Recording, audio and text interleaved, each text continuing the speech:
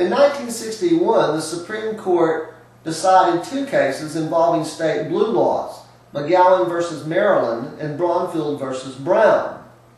In the Maryland case, several employees of a discount department store sold a few items such as floor wax and loose-leaf notebooks to customers on a Sunday. By doing so, they violated Maryland's blue laws, which allowed only certain items such as drugs, tobacco, newspapers, and some foodstuffs to be sold on Sundays.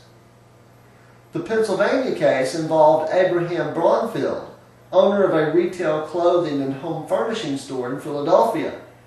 As an Orthodox Jew, he was prohibited by his faith from working on Saturday, the Jewish Sabbath. The Pennsylvania blue law only allowed certain stores to remain open for business on Sundays. Bromfield's store was not one of those types allowed to be open. He challenged the law as a violation of the religious liberty clauses of the First Amendment because he needed to be open 6 days a week for economic reasons and was prohibited from doing so by a tenet of his faith and the state blue law. Did Maryland and Pennsylvania's blue laws violate the Establishment Clause of the First Amendment? The Supreme Court found that the blue laws did not violate the division between church and state. Sunday closing laws started out to facilitate church attendance in colonial America. However, the present Maryland laws are based on secular rather than religious state interests.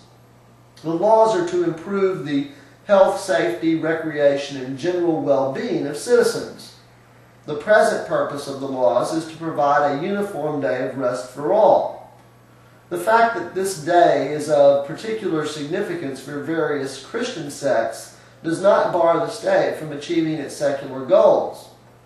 The court found that the Pennsylvania Sunday closing law had a secular basis as well, and did not make any religious practices unlawful. The blue law is valid despite its indirect burden on religious observance, unless the state can accomplish its secular goal of providing a uniform day of rest for all through other means. That an indirect burden such as an economic sacrifice may be a result of the statute does not make the blue law unconstitutional.